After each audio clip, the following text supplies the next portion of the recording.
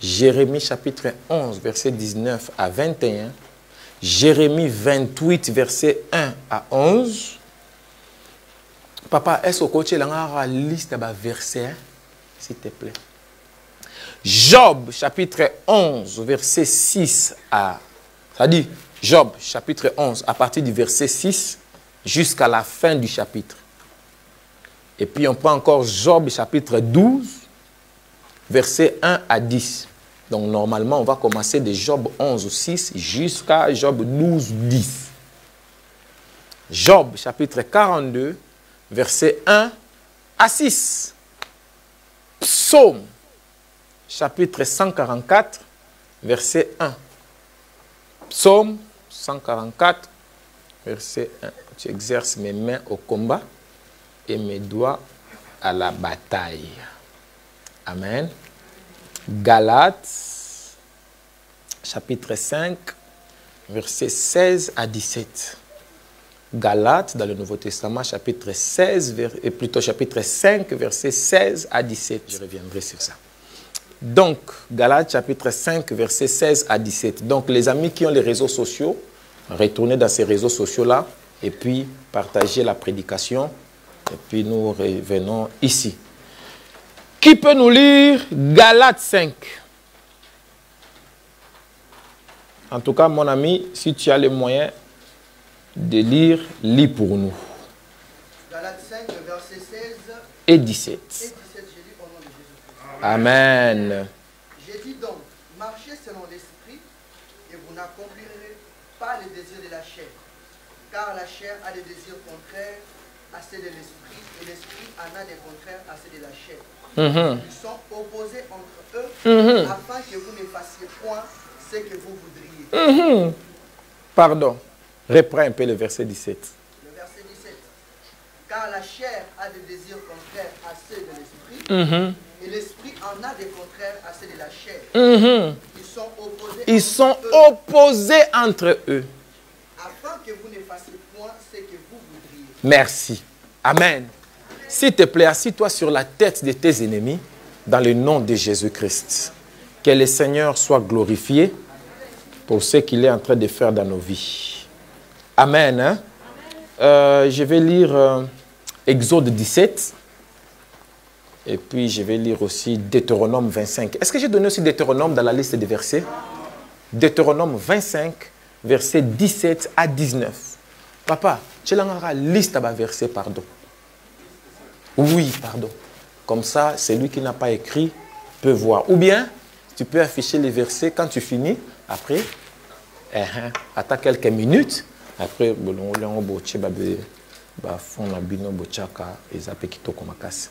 donc, je lis Exode 17. Si tu as la Bible, vérifie aussi chez toi pour que je te dise la même chose. Verset 1 jusqu'à 4, je crois. Ou non, plutôt, je vais sauter.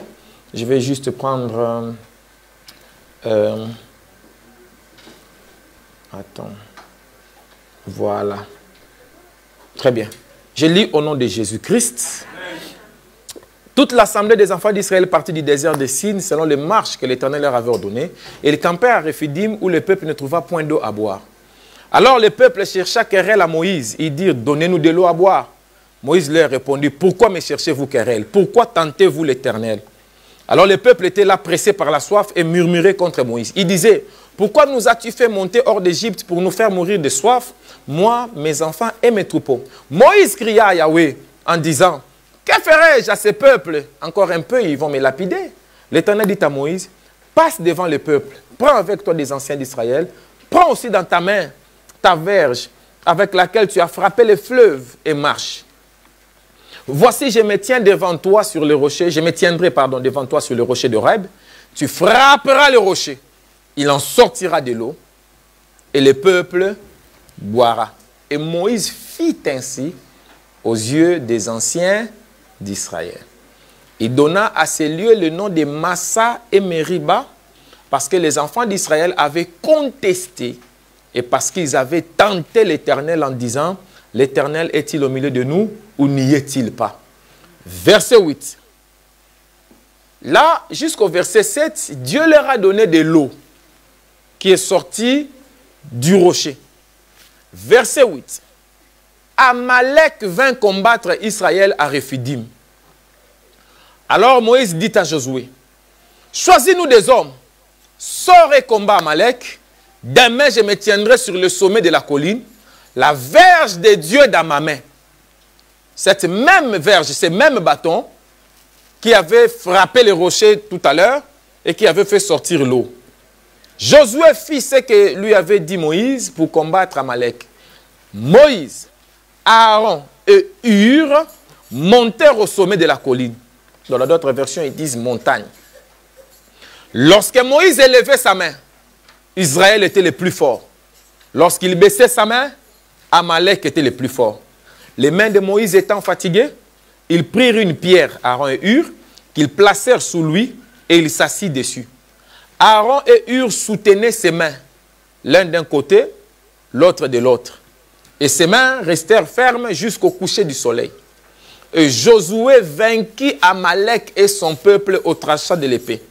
L'Éternel dit à Moïse, écris cela dans les livres pour que le souvenir s'en conserve et déclare à Josué que j'effacerai la mémoire d'Amalek de dessous les cieux. Moïse bâtit un autel et lui donna pour nom l'Éternel ma bannière. Et il lui dit, parce que la main a été levée sur le trône de l'Éternel, il y aura guerre de l'Éternel contre Amalek de génération en génération. Deutéronome 25, 17 à 19.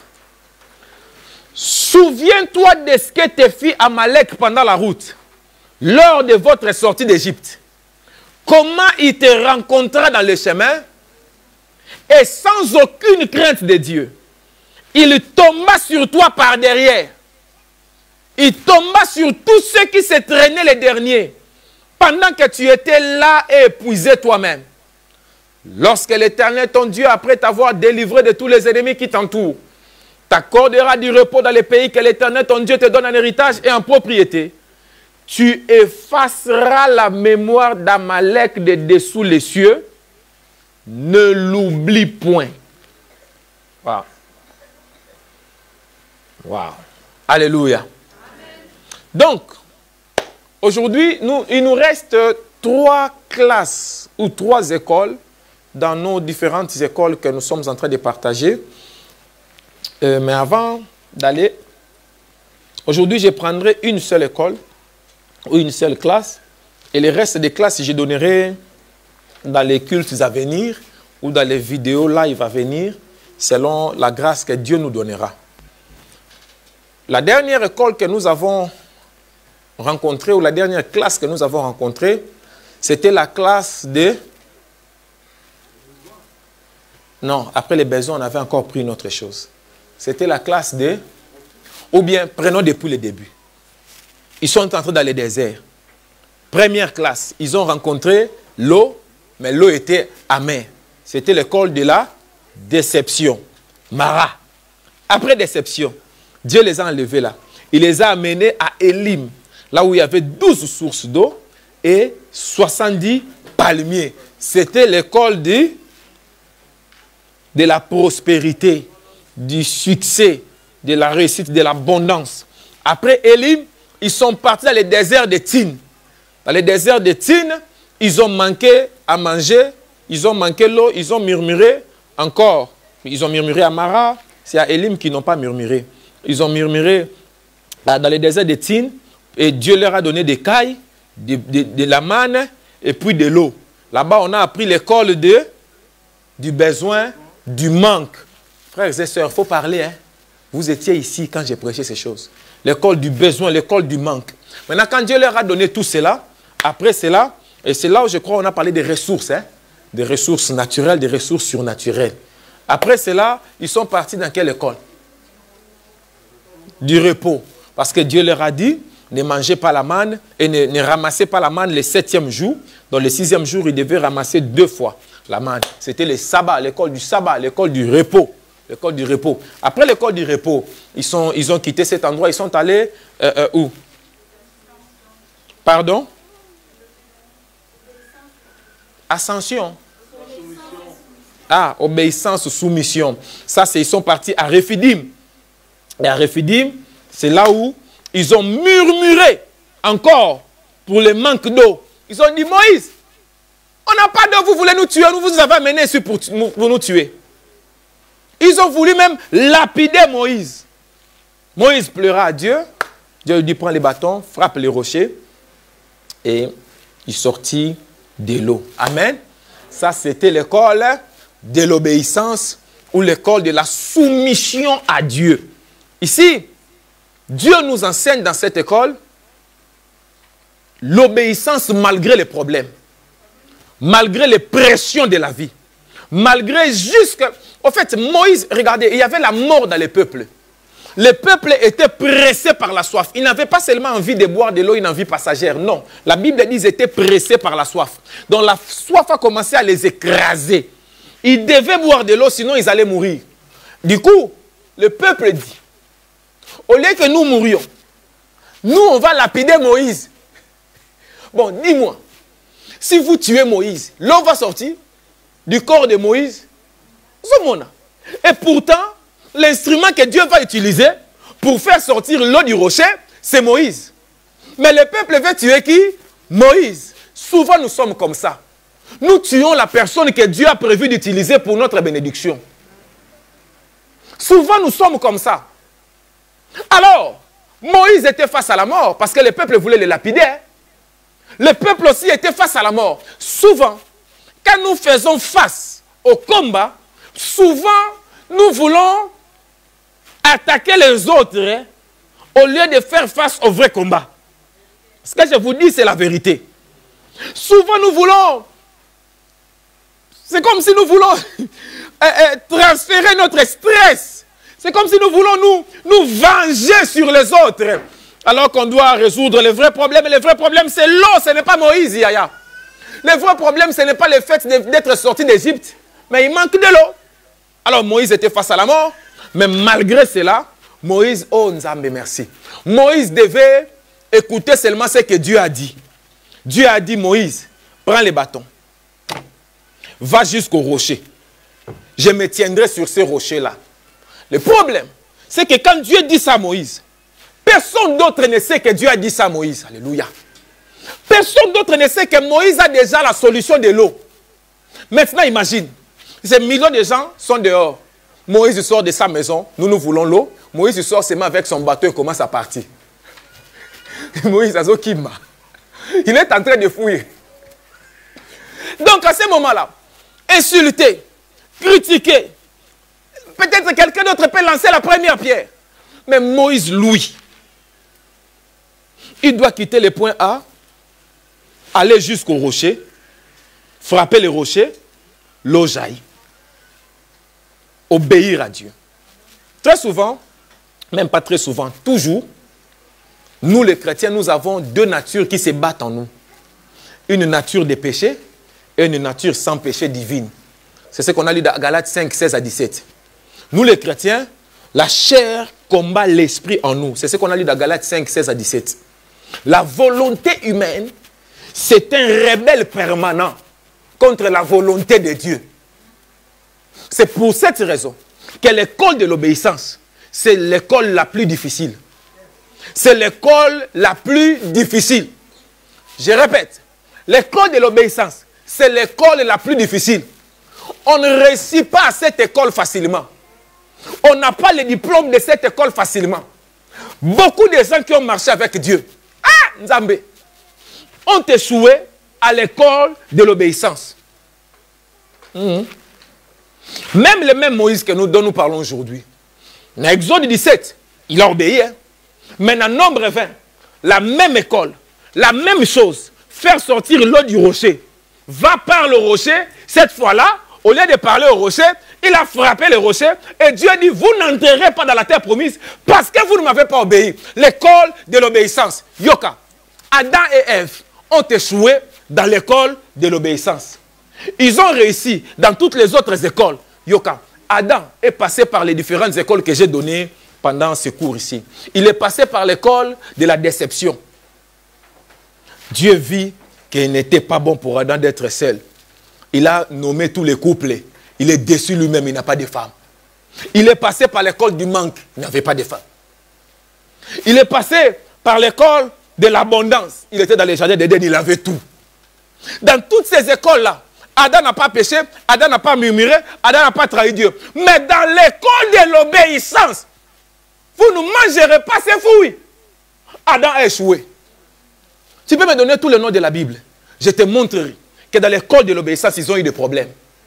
L'école de l'obéissance, c'est l'école la plus dure.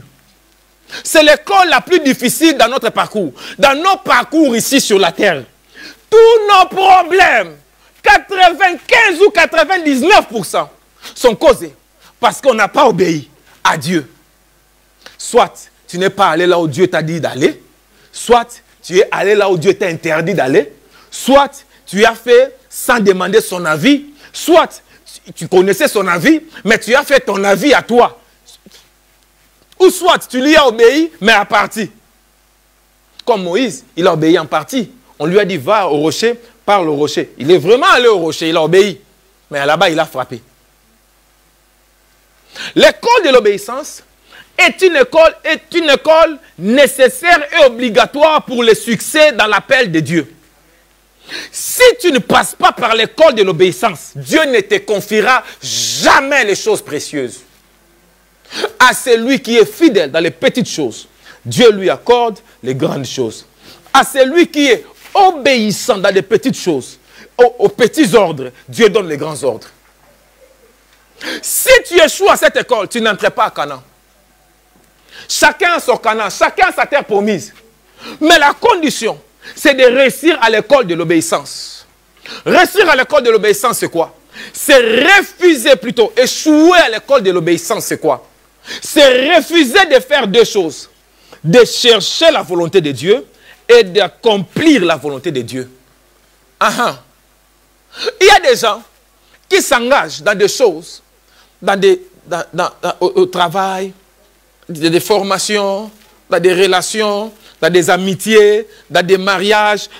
Arrête de prendre ta vie trop à la légère. Arrête d'être l'ami de tout le monde. Arrête de te laisser choisir par les gens. Les gens décident qu'ils deviendront tes amis, ils deviennent aussi tes amis. Les gens décident qu'ils entreront dans ta maison, ils entrent aussi dans ta maison. Arrête ça. Demande la volonté de Dieu.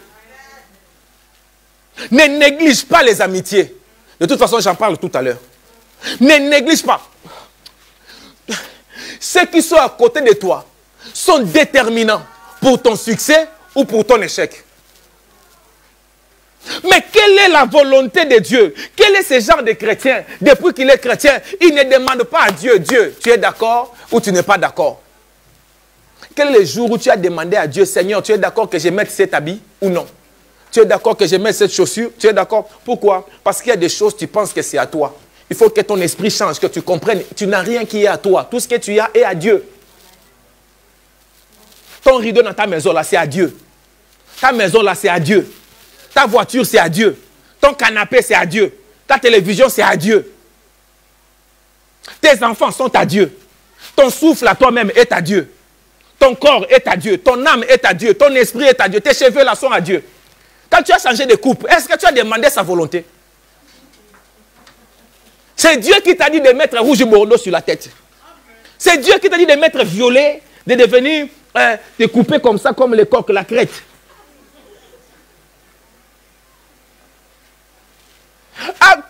C'est les choses que je vous dis là. Je connais des femmes qui ont eu des problèmes dans leur vie parce qu'ils sont allés mettre des trucs sur la tête que quelqu'un d'autre avait mis avant et il a laissé ses esprits mauvais dedans. Oh, si tu avais demandé à Dieu, aujourd'hui je vous dis de demander à Dieu même pour tes cheveux, tu as l'impression que j'exagère. Oh, ça peut sauver ta vie. Est-ce que c'est Dieu qui t'a dit d'aller dans ce salon-là? Est-ce que c'est Dieu qui t'a dit de te faire couper les ongles à cet endroit-là? J'ai connu des histoires au Congo où une femme s'est fait couper les ongles par les gens qui coupent les ongles dans la route, là, dans la rue, en passant dans la rue. Elle a une infection dans les jambes, jusqu'on lui coupe les pieds. C'est pas normal. Deux choses. Refuser de chercher à connaître la volonté de Dieu. Il y a des gens comme ça, ils savent que s'ils demandent à Dieu, Dieu va refuser. Ils préfèrent ne pas demander à Dieu. Qu'est-ce que Dieu t'a dit pour cette chose? Oui, tu aimes, d'accord. Tu aimes ça, tu veux ça. Mais ça, c'est ta volonté. Mais quelle est la volonté de Dieu?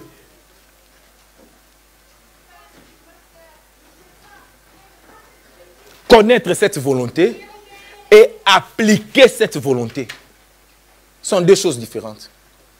Il y en a qui refusent même de savoir ce que Dieu veut.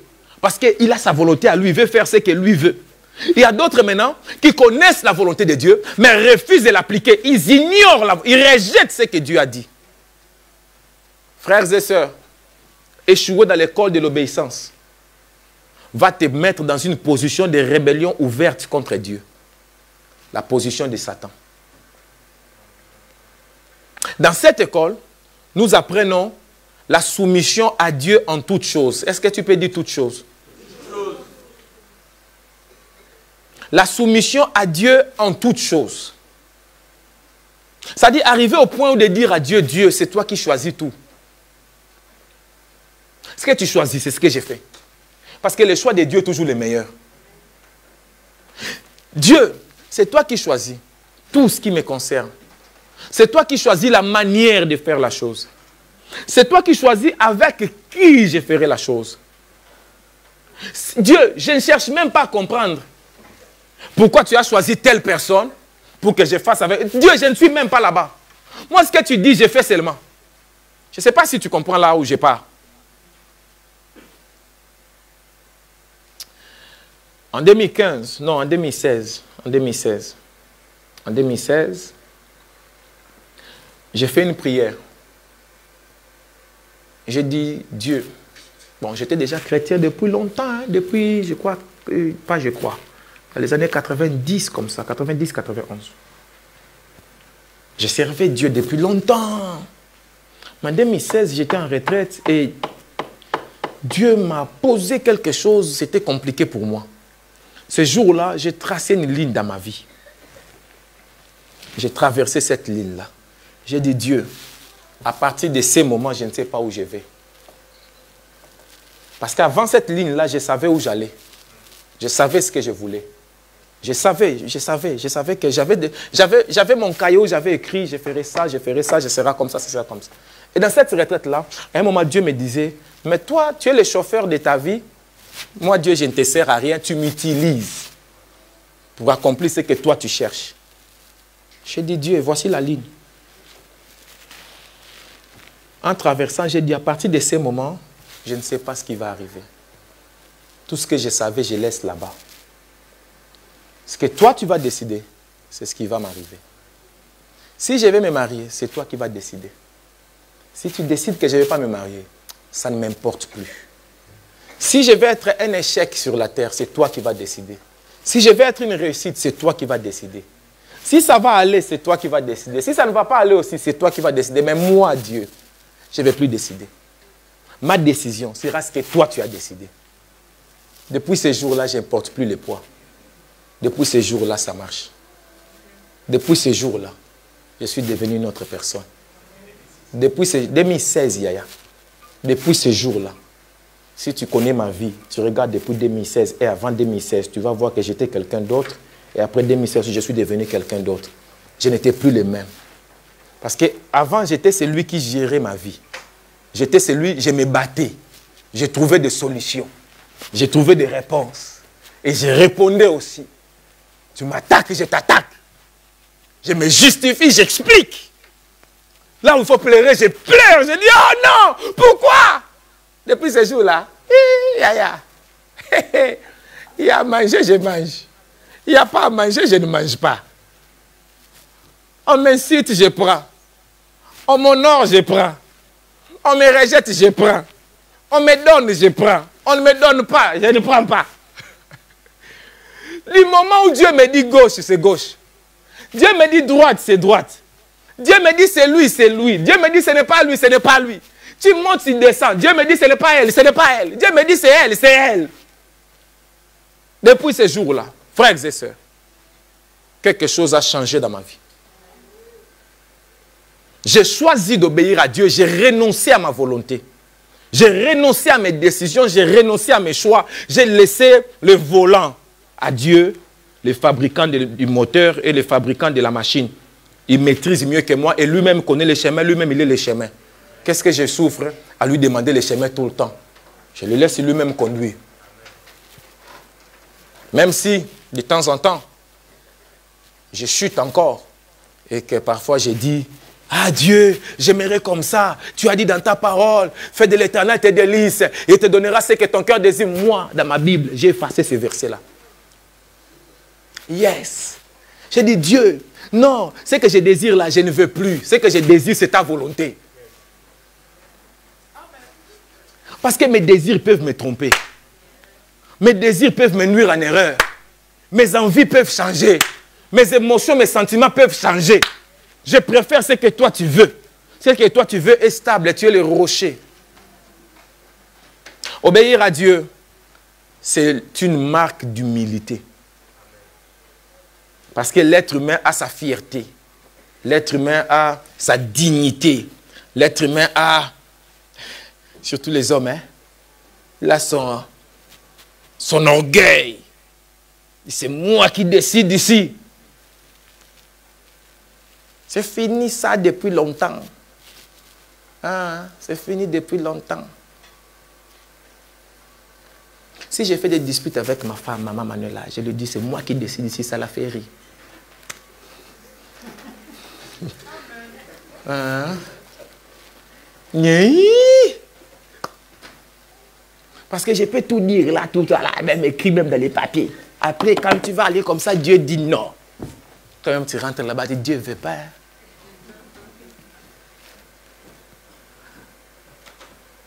L'homme forme des projets, mais c'est le dessein de Dieu qui s'accomplit. Obéir à Dieu, c'est une marque d'humilité. C'est renoncer à ton orgueil. Renoncer à cette opportunité-là de dire un jour, waouh, c'est moi qui ai prévu ça. Puis je n'ai plus ça. C'est Dieu qui a prévu ça. Qu'est-ce que ça m'enlève? Obéir à Dieu, c'est manifester la foi. C'est quelqu'un qui ne croit pas en Dieu, ne peut pas obéir à Dieu. Obéir à Dieu, c'est montrer que tu as confiance en Dieu. Merci. Tu ne peux pas dire que tu as la foi en Dieu et tu n'obéis pas en Dieu. Parce que Dieu peut t'envoyer des choses. Ah mon Dieu, Dieu peut t'envoyer, tu fouilles l'ennemi est derrière toi. Dieu te dit quitte la route, va vers la mer. Yes, tu vas dire à Dieu, non, non, non Dieu, on va parler après. Je fouille d'abord, tu prends d'abord la route. Or Dieu a t'amené vers la mer. Il sait qu'il a mis un bâton dans ta main. Avec ce bâton-là, il va ouvrir la mer. Mais il ne te le dira pas en ce moment-là. Il te le dira si tu lui obéis d'abord. Tu lui fais confiance, tu as foi en lui. Tu vas vers l'endroit qui peut te tuer. C'est quand tu arrives là-bas que tu vois qu'il est capable aussi d'ouvrir la mer. Mais tu n'avais pas vu ça avant. Tu ne savais pas. Tu savais qu'il pouvait changer l'eau en sang. Mais tu ne savais pas qu'il pouvait aussi ouvrir la mer. Mais il faut que tu arrives là parce que tu lui as fait confiance. Obéir à Dieu, c'est une marque de confiance. C'est l'une des clés du succès. Conseil gratuit. Si tu as un célibataire à côté de toi, regarde-lui. Dis-lui, cher ami, cher voisin, conseil gratuit. N'épouse pas quelqu'un qui n'obéit pas à Dieu. N'épouse jamais quelqu'un qui n'obéit pas à Dieu. Merci. Pourquoi? Parce que dans les mariages, l'homme aussi est appelé à obéir à sa femme sans abuser, sans exagérer. C'est écrit dans la Bible. Hein? Quand on parle de couple, la Bible dit « Soumettez-vous les uns aux autres ». Ça dit « Maris, soyez soumis à vos femmes, femmes, soyez soumises à vos maris ». Un équilibre biblique est important. Hein? Maintenant, un homme qui n'est pas soumis même à Dieu, toi, maman, il va être soumise à toi de où? Il va te dire, même Dieu ne me fait pas peur. Une femme qui n'obéit pas à Dieu, fouillez loin d'elle. Alléluia. Amen. Obéir à Dieu, obéir à ton mari, obéir à ta femme, obéir à tes parents, obéir à ton leader, quel que soit le domaine, au travail, à l'église, partout, c'est une des clés du succès. Et c'est l'un des signes, quand tu vois quelqu'un, il a cette caractéristique-là, tu sais que tu es face à un leader. Parce que le leadership commence par l'obéissance. Quelqu'un qui n'obéit pas ne peut pas diriger les gens. Chaque fois que tu vois les succès quelque part, sache qu'il y a eu obéissance. Quand quelqu'un réussit, même si lui-même te dit c'est la grâce de Dieu, il t'a menti. Vous savez pourquoi? Parce que Dieu n'est pas injuste dans la grâce. Dieu donne la grâce abondante pour tout le monde. La quantité de grâce que Dieu verse dans le monde chaque matin, c'est la même pour tout le monde. Mais la différence, l'un réussit, l'autre échoue, parce que l'un obéit à Dieu, l'autre n'obéit pas à Dieu. Celui qui obéit à Dieu voit le succès. Celui qui n'obéit pas à Dieu, il a la même grâce, mais il ne voit pas le succès. Vous savez, il y a des gens qui n'arrivent pas à obéir et qui sont tout le temps dans l'opposition, tout le temps dans la réclamation, tout le temps, ils veulent faire changer les choses. Or, l'obéissance, c'est d'obéir à l'ordre reçu. Ça m'arrange, ça ne m'arrange pas. Mais du moment où cela m'est donné, je fais comme cela m'est donné. Très souvent, les ordres reçus, on ne les comprend pas, mais on les comprend après. Et dans le col de l'obéissance, ici d'Exode 17, Moïse a obéi à Dieu. Dieu lui a dit, prends les bâtons, frappe les rochers. Il a frappé les rochers, l'eau a jailli. C'est extraordinaire. Le peuple était face à la mort. Moïse aussi était face à la mort. Dieu, en utilisant Moïse pour délivrer le peuple de la mort, de la soif, il a délivré aussi Moïse de la mort, de la lapidation. Waouh! Obéir à Dieu pour le bien des autres produit le bien pour toi-même. Je ne vais pas répéter cette phrase, c'est un grand secret, je passe. Alors, après cette bénédiction, quand le peuple était à Rephidim en train de boire l'eau du miracle, quand le peuple était là à dire gloire à Dieu, oh, on a failli mourir, les enfants ont eu de l'eau. Quand Moïse était là à dire merci Seigneur, tu m'as sauvé de la mort de ce peuple méchant qui voulait me lapider. Qu'est-ce qui s'est passé? La Bible dit, verset 8, nous sommes d'Exode 17, hein? Verset 8. Amalek est venu faire la guerre à Israël. Nous sommes dans l'école que je prendrai aujourd'hui, je m'arrêterai à cette école aujourd'hui. L'école du conflit, la classe du conflit, l'école de la guerre, la classe du combat. Waouh! La Bible dit, Amalek est venu leur faire la guerre à Rephidim, là où les rochers faisaient sortir l'eau. En leur faisant la guerre, Moïse dit à Josué, prends des soldats et va combattre contre Amalek avec l'épée, je prendrai les bâtons, j'irai sur la montagne. Il part avec Aaron et Hur. Quand il soulevait les bras, Moïse était sur la montagne et il voyait la guerre en bas. Quand il soulevait les bras, Josué avait la victoire. Quand il baissait les bras par la fatigue, Amalek avait la victoire. Le nom d'Amalek signifie la guerre. Amalek, c'est le petit-fils d'Ésaü, Ésaü, grand frère de Jacob. Quand Moïse élevait les mains, il y avait la victoire d'Israël. Quand il baissait les bras par la fatigue, alors Aaron et Hur, qui sont montés avec Moïse sur la montagne, ils ont pris un caillou, ils ont fait asseoir Moïse sur les cailloux. Et ils ont soutenu chacun un bras de Moïse, et les bras de Moïse sont restés levés jusqu'au soir. Et Israël a vaincu, Josué a exterminé. Et Dieu a dit, écrivez ceci dans un livre. J'exterminerai les Amalécites de la terre, et puis ça sera la guerre entre moi, Dieu, et les Amalécites, de génération en génération. Et Moïse donna à cet endroit-là le nom de Jéhovah Nissi, l'Éternel notre drapeau, l'Éternel notre bannière. Amen. C'est une histoire qui nous intéresse beaucoup. Quelques idées qui ne concernent pas les sujets d'aujourd'hui. Par exemple, quand Moïse levait les bras, il y avait la victoire. Lever les bras, c'est l'importance de la prière. L'importance de l'adoration, l'importance de supplier Dieu, Andrea, c'est important de prier. L'importance d'adorer Dieu, l'importance de faire les yada, d'abandonner tout et de lever les mains vers Dieu. L'importance de dire, Dieu, la victoire dépend de toi. Je ne vais plus me battre avec mes mains, je les lève vers toi. Je t'en supplie, j'ai fait tous mes efforts.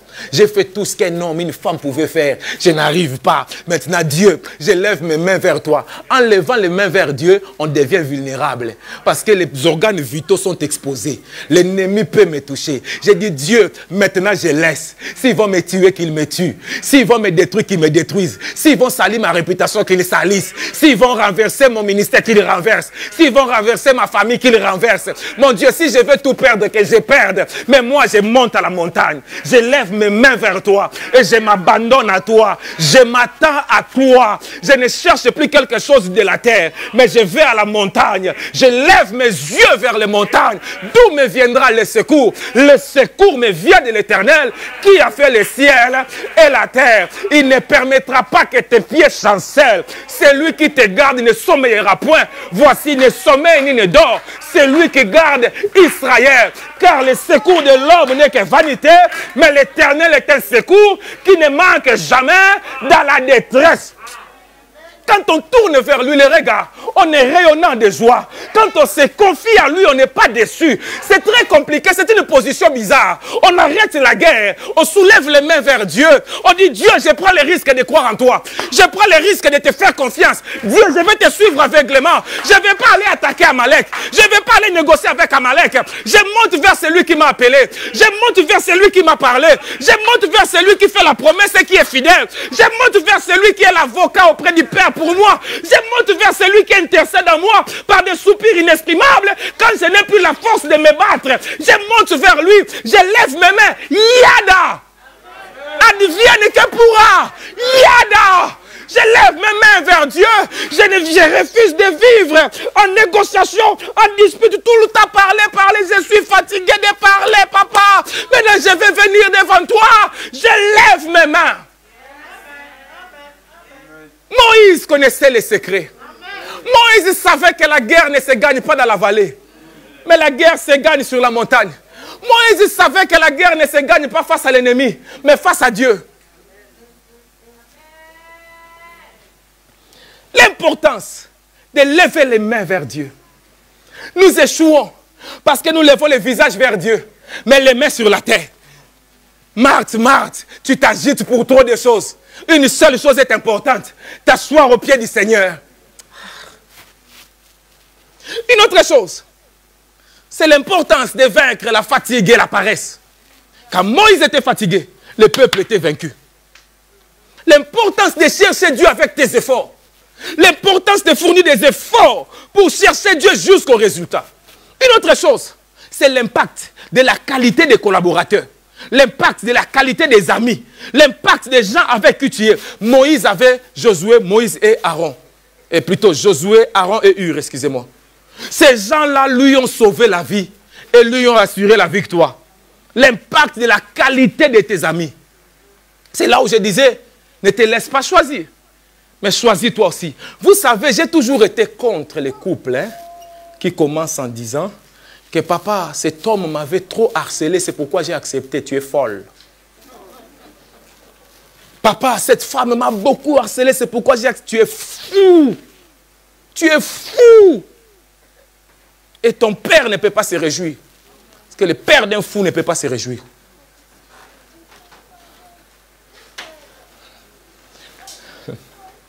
Ce n'est pas tout le monde qui t'approche qui doit entrer. Il faut qu'il y ait une sélection. Et si quelqu'un est entré par erreur, tu dois apprendre que la porte sert à entrer, mais aussi... Tu es quel genre d'être humain? Tu ne fais jamais sortir des gens de ta vie. Toi, tu sais seulement faire rentrer. Aux gens maladie. Tu as la maladie de stocker les gens. Tu fais le trop plein des relations. Oh, on ne sait jamais. Il faut garder les bonnes relations. Il faut garder les bonnes, mais il faut que ça soit bonne. Yangwana.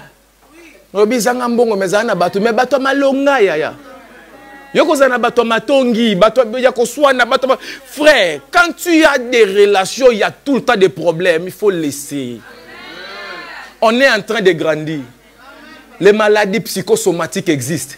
Les AVC, les ruptures d'anévrisme. Tu vas arrêter quand? Les jours où tu vas mourir? Je suis pasteur de l'église. Je vois un fidèle me chauffe la tête. Je t'appelle dans les bureaux. Il dit, je t'aime beaucoup. Je sais aussi que tu m'aimes beaucoup. Mais en tout cas, il n'y a pas moyen. Faut peut-être dans une autre église, tu seras à l'aise. Parce que mon leadership ne t'arrange pas.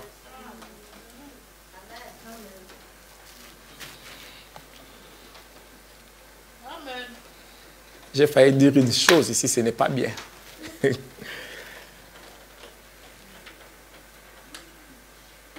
Pardon. Passons.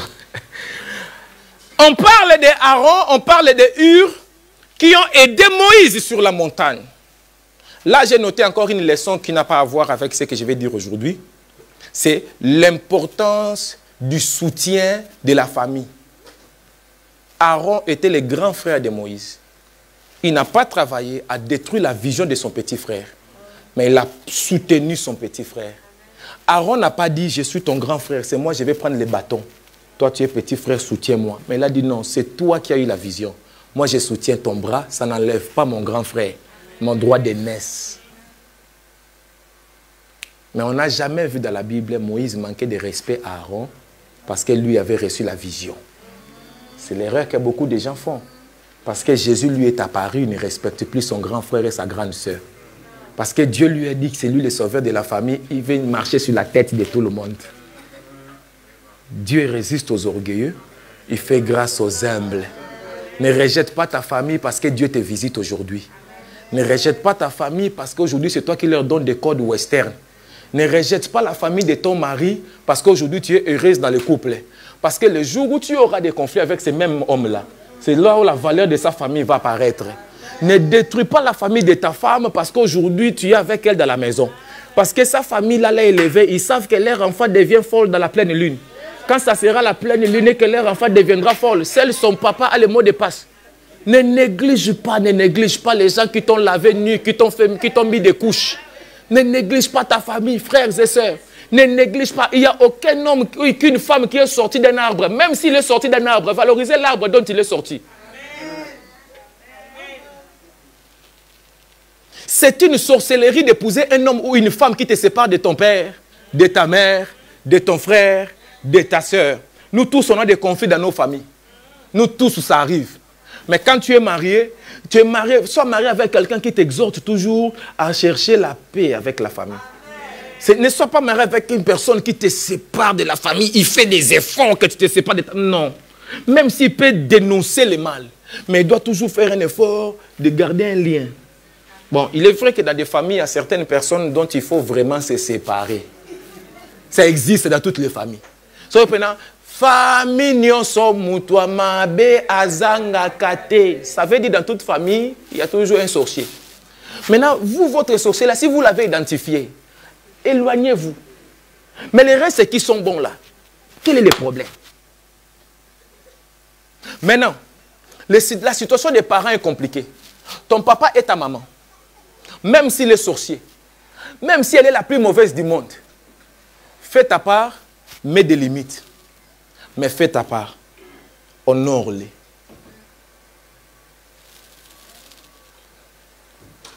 Parce qu'il faut savoir que toi aussi, demain tu seras le papa de quelqu'un ou la maman de quelqu'un. C'est que l'homme aura s'aimer.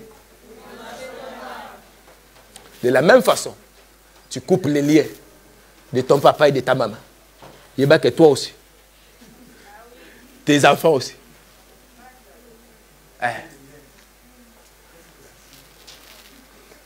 Ils vont s'élever et dire, mon Dieu, tous les liens, les malédictions de Baïfaya que mon papa est allé signer. Et là-bas, je ne sais pas s'ils diront l'eau. Wata.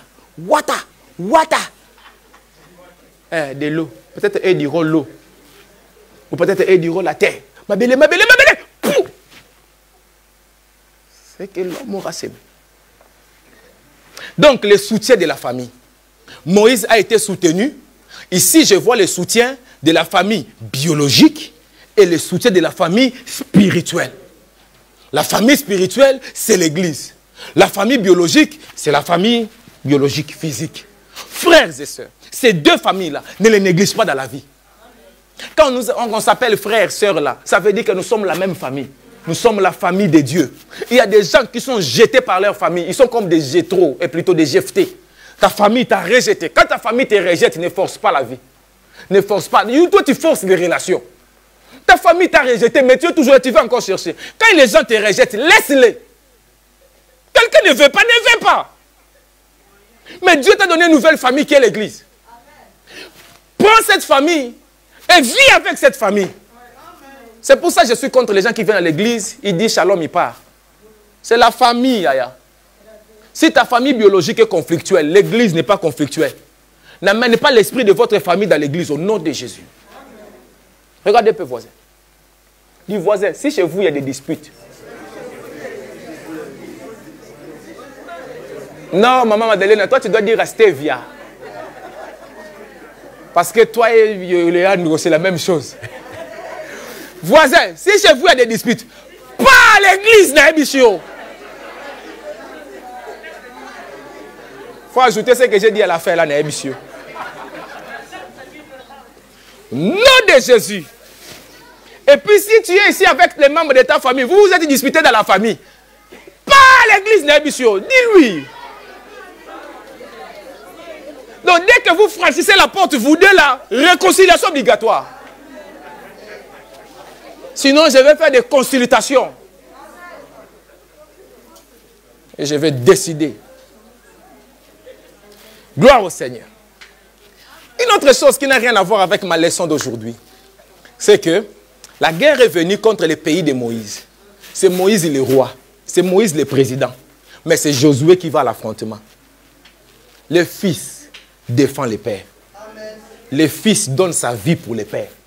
Le fils couvre les pères. D'ailleurs, c'est écrit dans la Bible, non? Dieu a tant aimé le monde, mais il a fouillé la mort. Il a envoyé son fils. Jean 3,16. Dieu nous a... Attends. On ne dit pas le fils a tant aimé. C'est Dieu qui nous a tant aimé. Mais toi, tu nous aimes tant là. C'est à toi de venir. Il m'a dit non, moi je ne vais pas mourir.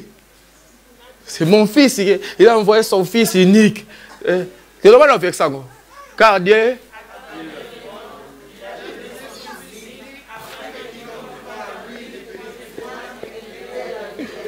C'est bon, c'est là. Donc, Dieu, il nous aime tellement. Mais dis-moi là, la terre là, nga. Yoka, hein? Dieu dans son amour, il dit qui enverrai-je? Qui ira pour nous? Oh, mais c'est toi qui les aimes. Vas-y, dis-nous, qui enverrai-je? Qui ira pour nous? Silence dans les ciels. Silence sous la terre. Silence même dans l'eau. Même votre tante là qui parlait beaucoup. Ces jours-là, silence. Tout le monde était en train de dire, c'est toi qui les aimes. Mais son fils s'est levé comme une faible plante. Et son fils a dit, mais voici, envoie-moi pour faire ta volonté. Et puis le Père nous aime tellement que le jour où le fils est devenu péché, le Père l'a quitté. Le fils vraiment quoi bien les qui? Il dit, mon Père, mon Dieu, pourquoi m'as-tu abandonné? Parce que je suis venu ta mission à toi. C'est ton histoire, c'est ton amour. Ah mais tu m'as trahi, tu m'as abandonné. Le fils donne sa vie pour le père. Le fils couvre son père. Le fils défend son père. Le fils n'attaque pas son père. C'est pourquoi je ne crois pas en tous ceux qui m'appellent papa, papa là. Je ne crois pas en eux tous. Je crois à ceux qui posent des actes du fils envers le père. Je ne crois pas en eux. Quelqu'un il m'appelle papa, mais il va m'insulter dans ses Facebook. Il va m'insulter dans ses Instagram. Il va m'insulter dans la rue. Il va parler. Alléluia. Je sais qu'il est en train de faire des propagandes contre moi. Mais je l'appelle, allô maman. Il dit, ah, oui papa. Il dit, non maman, papa, toi tu ne vas pas m'appeler papa. Toi tu dois m'appeler ennemi. C'est comme ça que tu dois me faire. Josué est allé à l'affrontement. Parce que le fils couvre les pères. Une autre leçon ici qui n'a rien à voir. Chacun doit connaître sa place et son rôle. Dans la guerre, chacun doit connaître sa place et son rôle. La place de Moïse, ce n'est pas dans la vallée, c'est sur la montagne. Si on échange, On dit Josué, va prier sur la montagne. Moïse, il prend l'épée, descend dans la vallée, on sera mort. Aaron doit connaître sa place à côté de Moïse. Hur doit connaître sa place à côté de Moïse. Aaron et Hur ne doivent pas descendre dans la guerre. Ils doivent monter à la montagne à côté de Moïse.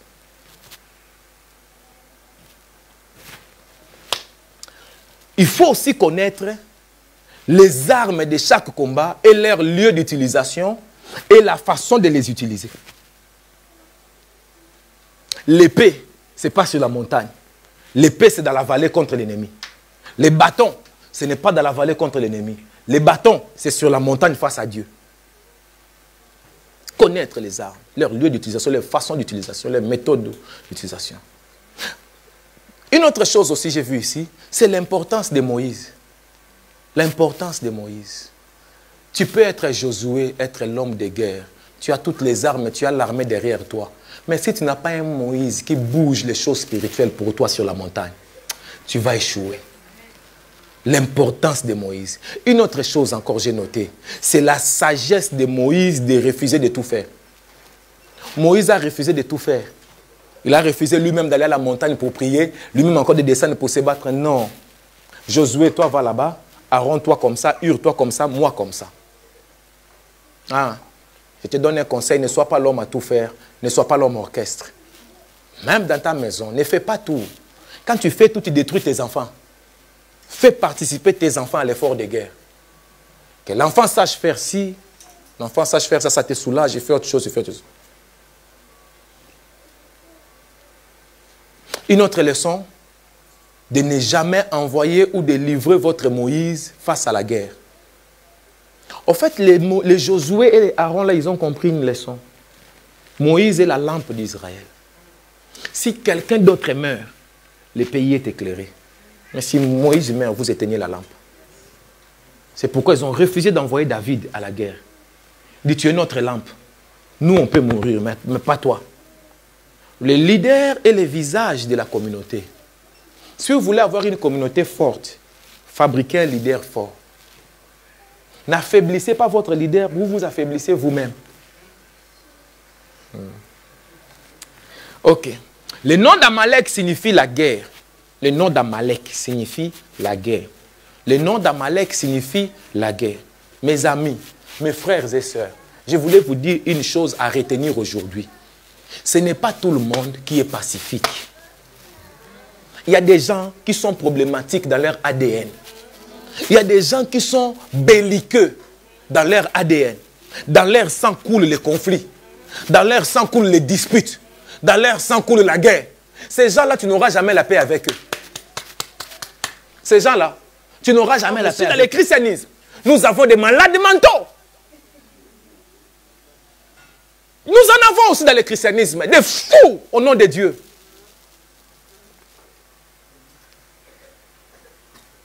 Attends, comment tu vas m'expliquer? Quelqu'un qui va au nom d'une révélation divine, aller dans une famille dire, Dieu m'a montré votre enfant est sorcier, il faut couper les cheveux de l'enfant, il faut taper l'enfant, il faut les brûler avec les sacs en plastique, avec du feu. Bougie, ça va, Yaya Nangaï. Mais sacs en plastique, on met du feu, on fait descendre sur le corps d'un enfant. Un papa, une maman qui jette son enfant dans la rue,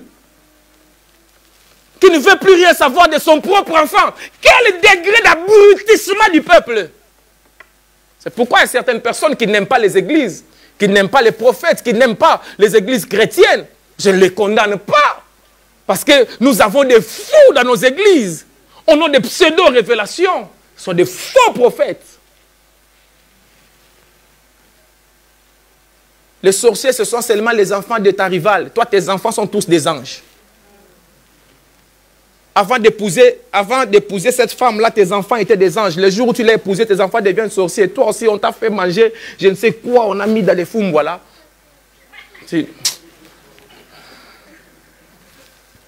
Les papas, levez la main. Les papas, levez la main, les papas. Tout papa qui n'a pas levé à partir de maintenant.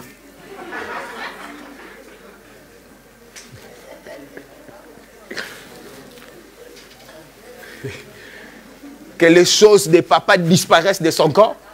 Et que les choses des mamans apparaissent dans son corps. Et que les miracles soient instantanés. En moins de 24 heures. Bon, les papas qui ont levé, je prophétise pour vous.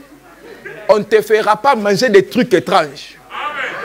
Aucune femme ne va t'embrouiller l'esprit jusqu'au point de fuir l'église ou de rejeter ta maman ou de rejeter tes propres enfants. Toi, tu dis pas amen. Aucune femme ne détruira ton esprit, ton âme et ton corps. Aucune femme ne te coupera de tes enfants. Aucune femme ne te poussera à chasser tes enfants dans la rue à cause d'un amour de je ne sais quoi. Aucune femme ne t'amènera à rejeter le Seigneur. Quand on fera un truc pour que tu manges, si on le met dans un verre, le verre va exploser. Si on le met dans l'assiette va se casser. Dans le nom de Jésus. Aucune femme ne t'invoquera dans le fétiche. Si elle t'invoque, le feu va jaillir là. Dieu te couvrira. Dieu gardera ton esprit, ton corps et ton âme. Au nom de Jésus-Christ. Amen. Toutes les mamans, levez la main comme ça. Dans le nom de Jésus-Christ. Toi, pas toi, maman. Dans le nom de maman, pas toi. Si toi tu lèves, je ne fais pas. Je dois garder les doigts de veto. Toutes les mamans demandaient à la maman passer de baisser. Pas elle. Que je ne peux pas faire le travail contre moi-même.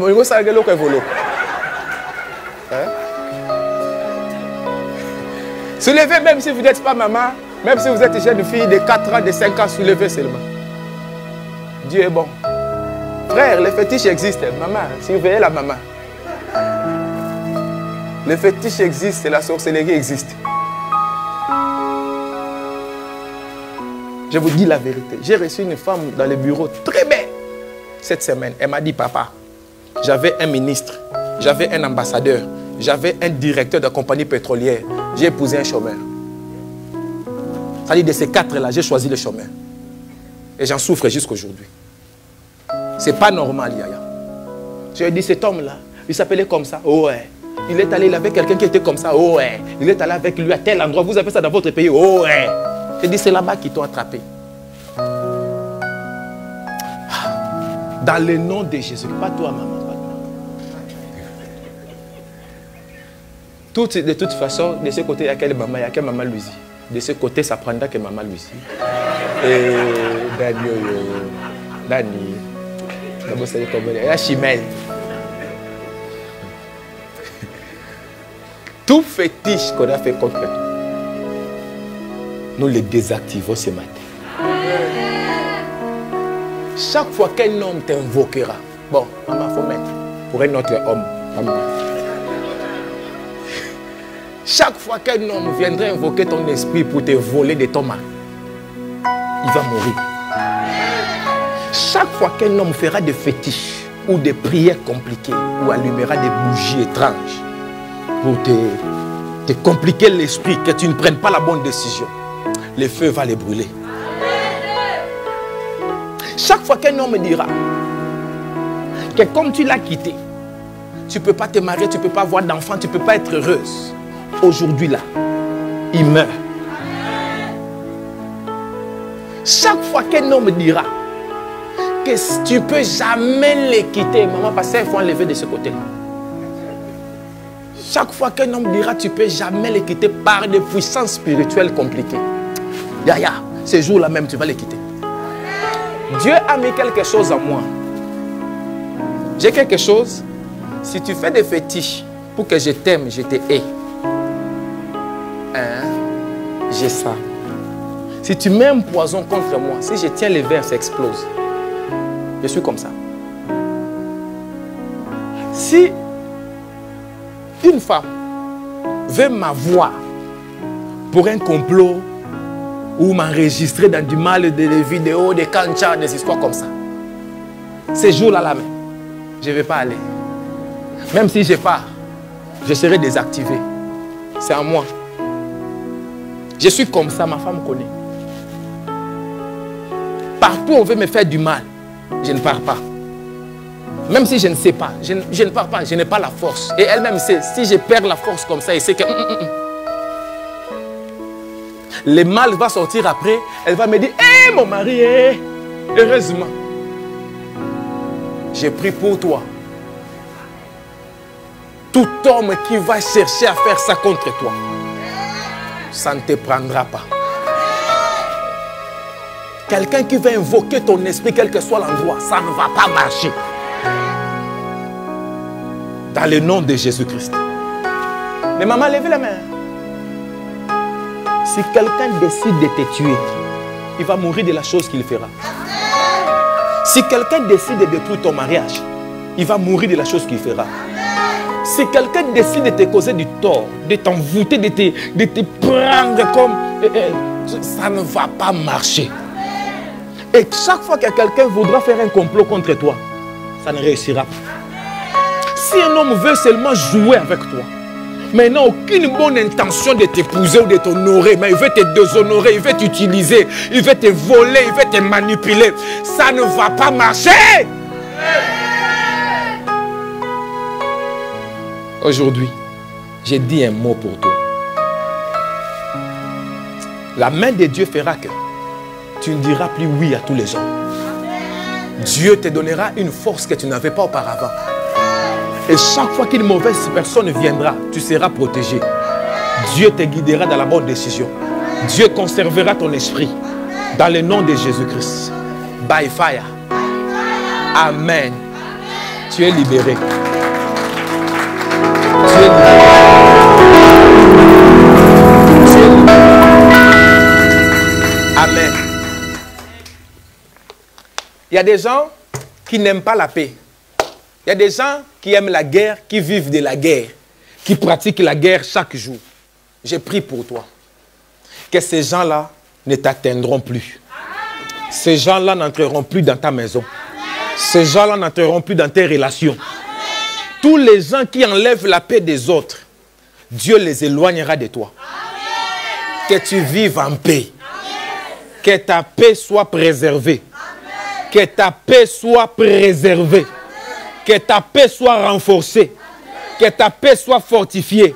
Je vous assure, la paix est un gage de longévité. Tous ceux qui n'ont pas la paix meurent avant leur âge. La paix, c'est un signe de la présence de Dieu. Quand l'onction monte, la paix doit monter dans la vie de quelqu'un. Quand quelqu'un ne vit pas en paix, l'onction ne monte pas dans sa vie. Tu es trop tumultueux, tu as trop de problèmes, tu as trop de disputes. C'est pour ça même, quand quelqu'un a une grande onction, ça peut être quelqu'un qui parle trop. Ou quelqu'un qui a un avis sur tout. Ce n'est pas bon. Alléluia.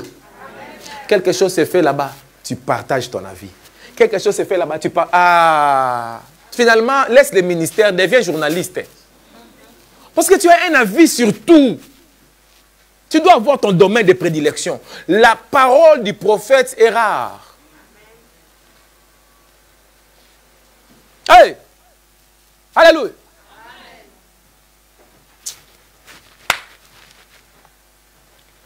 Amalek signifie la guerre. Écoutez, c'est écrit dans la Bible. Yaya, au Kokocha, verset 8. Exode 17. Est-ce qu'il y a quelqu'un qui sait lire? Ok, on va lire à haute voix. Allons-y. Nagno. Exode 17. Tu as verset 8, s'il te plaît. Verset 8, verset 8. Alobini.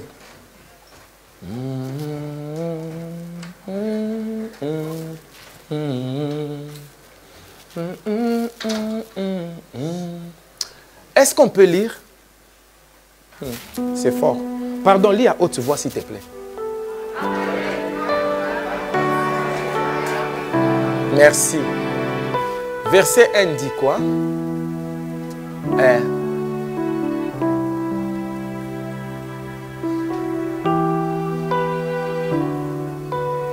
Ils arrivèrent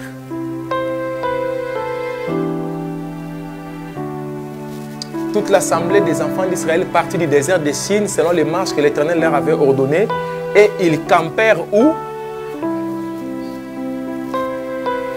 Verset 8 dit quoi? J'aimerais vraiment que tu suives ce qu'on fait. Dans le verset 1, ce n'est pas Israël qui est parti à Rephidim. Mais Israël est sorti du désert de Sin selon les orientations divines, selon les marches que Dieu a ordonnées. Ce n'est pas Israël qui est parti à Rephidim, mais c'est Dieu qui a pris Israël à Sin, qui l'a amené à Rephidim. Suis-moi vraiment. En venant à Rephidim, Israël est entré dans l'école de l'obéissance. Il a obéi au chemin que Dieu a tracé. J'aime ça. C'est Dieu, oh my God. Dieu connaît l'existence d'Amalek. Dieu sait qu'Amalek viendra attaquer Israël à Rephidim. Dieu amène Israël à Rephidim. Dieu amène le peuple là où Amalek viendra les combattre. Dieu ne te fait pas fuir les combats. Dieu t'amène là où l'ennemi va t'attaquer au plus fort. Dieu t'amène là où Amalek va tuer certains de tes enfants. Où Amalek va détruire certaines choses. Dieu va t'amener là-bas. Et Dieu les amène sans leur dire qu'Amalek vous attaquera là-bas. Parce que si te dit ça, tu vas fuir. Or, c'est à Rephidim que l'eau doit sortir du rocher pour toi. Mais l'eau ne sortira pas du rocher gratuitement. L'eau sortira du rocher, mais il y aura aussi l'attaque d'Amalek. Si je parle à quelqu'un, beaucoup de gens sont bêtes. Ils fuient Rephidim parce qu'Amalek l'a attaqué. Ils oublient que c'est à Rephidim que l'eau est sortie pour lui. Toute bénédiction amène son lot de combats. Mais dans ces combats-là, dans ces bénédictions-là, je ne peux pas abandonner parce qu'il y a des combats. Mais je fais toujours mon effort d'évaluer que les bénédictions, les joies sont plus nombreuses que les larmes. Oh my God. Amalek vint combattre Israël à Rephidim. C'est-à-dire, Amalek n'habitait pas à Rephidim. Amalek habitait chez eux, chez les Amalécites. Rephidim, c'était l'endroit où Dieu a donné à Israël. Celui qui était là avant, c'était Israël, ce n'était pas Amalek. Mais Amalek est venu, verbe est venir.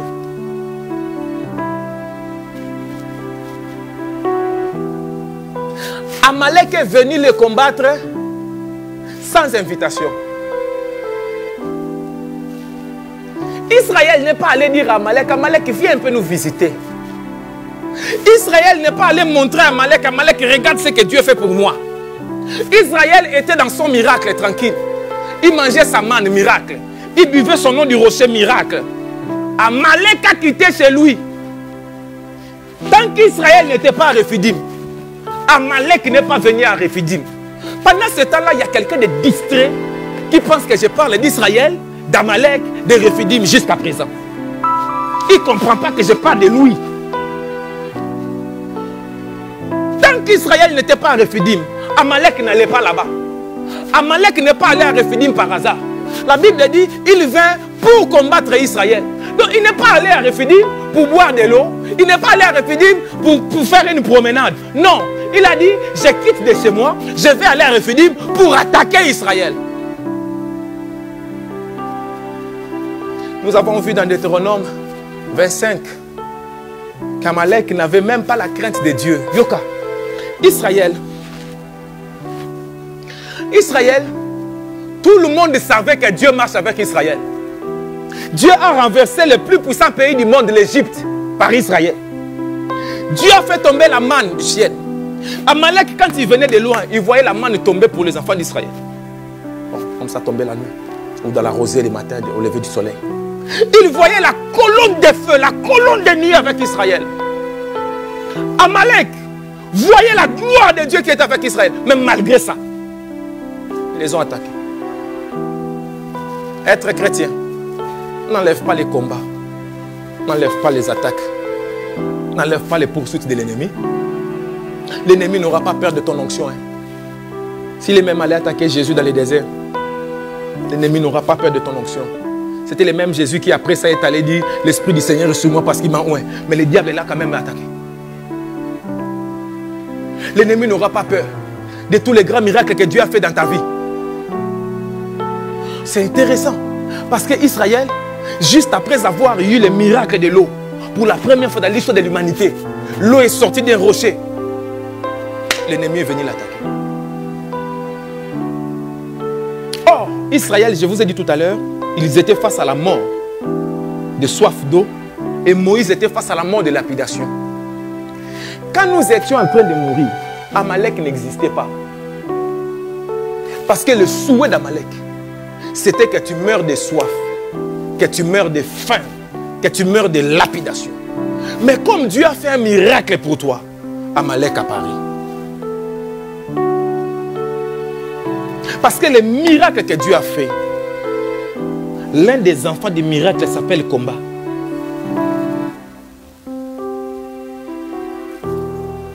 Quand Dieu bénit quelqu'un, ça soulève les ennemis.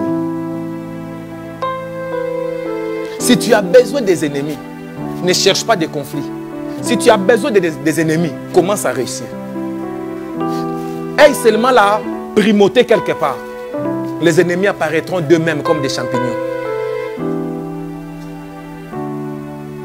La bénédiction t'élèvera, mais elle soulèvera aussi tes ennemis. Les attaques, les combats, les ennemis sont un signe de l'élévation dans ta vie. Le problème, c'est que même les tiens peuvent être des instruments de la guerre contre toi. Amalek n'était pas un étranger. Amalek était petit-fils d'Ésaü, Ésaü grand frère de Jacob. Mais il attaque le fils de Jacob, le fils d'Israël. Tu ne peux pas être étonné du combat familial ou du combat amical. Tu ne peux pas être étonné qu'un membre de ta famille se soulève contre toi. Tu ne peux pas être étonné que ton ami proche se soulève contre toi. Vous étiez amis intimes au Congo, au Cameroun, en Côte d'Ivoire. Vous avez des photos sur des réseaux sociaux ensemble. Vous vous tenez la main comme ça dans l'époque où vous étiez des sapeurs. Mais ça t'étonne, en 2020, la même personne se retourne contre toi à Lyon. Après 20 ans d'amitié, après l'avoir hébergé dans la maison, après avoir mangé dans ton assiette, après être allé dans les démarches administratives, tu as laissé ton travail pour aller te mettre debout à la préfecture ou à Forum Réfugié pour lui. Quand il ne connaissait pas les chemins, tu étais son guide, son GPS. Le jour où il a connu le chemin, son premier ennemi, c'est toi. Quelqu'un qui était en Afrique, vous étiez en parfaite relation, mais tu as pris l'argent. Tu lui as fait les passeports, tu lui as payé même les billets de transport pour qu'il quitte la maison, pour qu'il aille faire les transports. Tu lui as acheté du jus pour la route. Tu as payé son passeport, tu as payé son visa, tu as payé son billet, tu lui as donné l'argent pour la substance. L'argent là a disparu en cours de route. C'est la même personne que tu as pris à l'aéroport, à qui tu as montré les chemins du métro, à qui tu as présenté tes amis de Lyon. Mais après lui avoir présenté tes amis, il devient ton ennemi avec les amis que tu as présentés.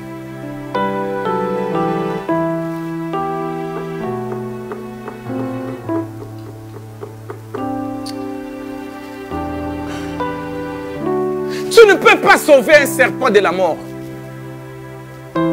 Et après l'avoir sauvé de la mort, il t'est mort. Tu te fâches contre lui. C'est que tu n'as pas compris les principes. Sa façon à lui de te remercier, c'est de te mordre. Il s'exprime par la morsure, malheureusement.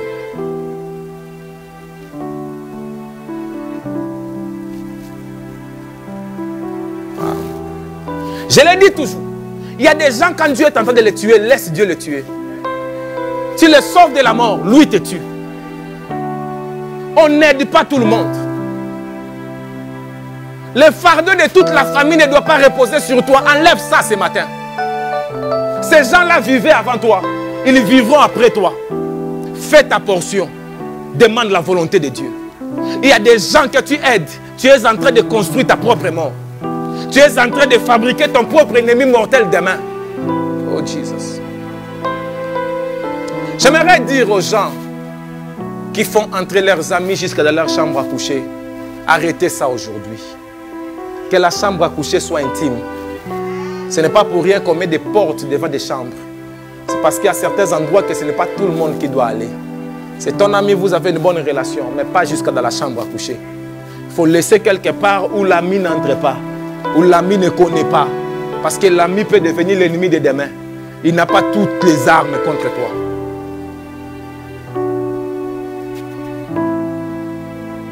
Je parle, non? Il y a des gens, l'amitié doit s'arrêter à Guillotière. Il y a déjà l'amitié doit s'arrêter à Saxe.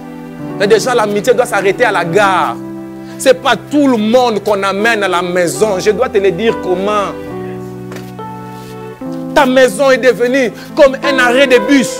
Tout le monde entre comme il veut, il sort comme il veut. Ce n'est pas bon. Tu dois avoir des catégories de relations. Ce n'est pas tout le monde. Entrer dans ta maison doit être un privilège.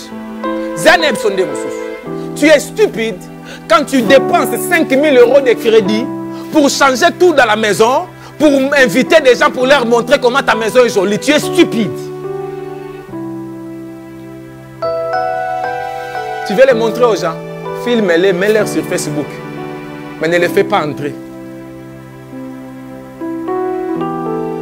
Mais c'est encore une folie de chercher à montrer aux gens ta maison.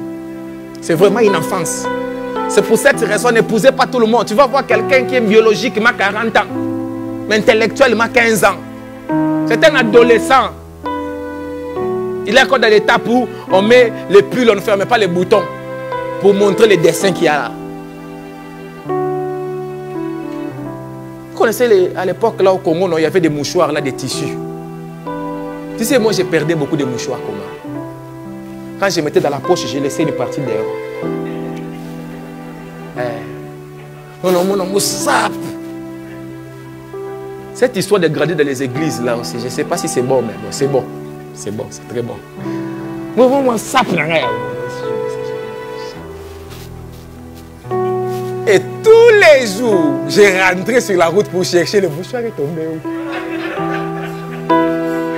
Quand c'est perdu, j'achète. Je me souviens vraiment du dernier mouchoir que j'avais perdu dans Ngiri, dans quoi Gambela. J'avais mis comme ça, vraiment. J'ai un peu seulement. J'ai comme ce mouchoir. Oh. Je cherche comme ça, il n'y a pas de mouchoir. Depuis, j'ai juré, j'ai dit plus jamais je mettrai le mouchoir par votre. Si les gens ne le voient pas, je m'en fous maintenant. Je mettais ça pas pour la gloire de Dieu. C'était pour que les gens voient que moi j'ai un joli mouchoir. Mais beaucoup de gens sont comme ça. Toi-même, tu t'es vu quand j'ai donné cet exemple-là. Donc, tu vois, quelqu'un vient vous visiter, non pas parce qu'il vous aime, mais veut vous montrer sa voix.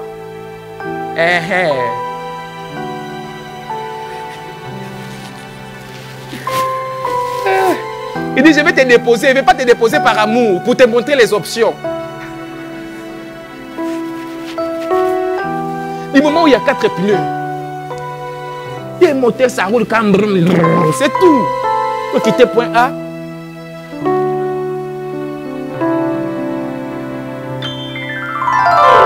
Parce qu'en faisant ça, tu te crées des ennemis gratuitement toi-même. Frères et sœurs, ne sois pas surpris du combat de la famille. Ne sois plus surpris que ton ami se retourne contre toi. Ne sois pas surpris. Yoka, la personne qui insulte l'église, c'est les membres de l'église.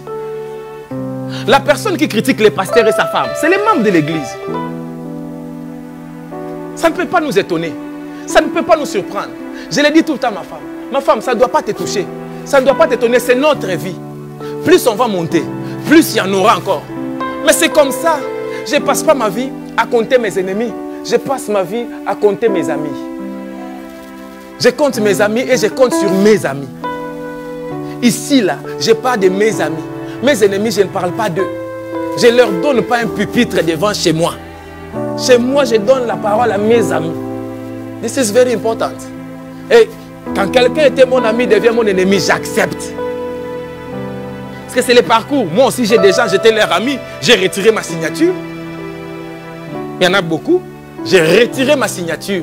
Ils ne peuvent plus jamais prêcher ici. S'ils publient un truc, je ne parle pas là-bas. Je ne parle pas dans leur truc. S'ils lui parlent dans mon truc, je supprime. Hein? Si tu vas à gauche, je vais à droite.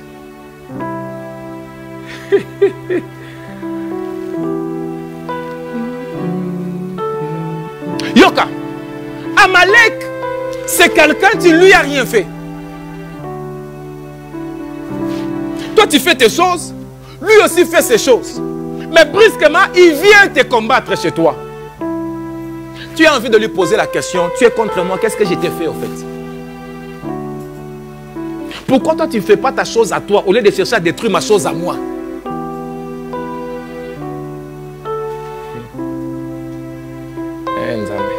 3 ennemis. Je commence à atterrir. Les chrétiens ont 3 ennemis. Le monde, la chair et les diables. Le monde est notre ennemi. Le monde nous combat de 2 façons. Premièrement, le monde nous combat en nous attirant. Le monde nous combat en nous attirant. C'est quoi l'attraction du monde? C'est l'ambiance. L'alcool. DJ. Soirée. Toi, tu es enfant de Dieu. Pourquoi tu adores trop la vie là de vivre? Tu es trop mondain. Yoka, mais je dois t'expliquer ces choses. J'ai vu un pasteur, c'était un évangéliste, il a fait une publication sur YouTube. Tu sais qu'est-ce qu'il a publié? Nimbola mama.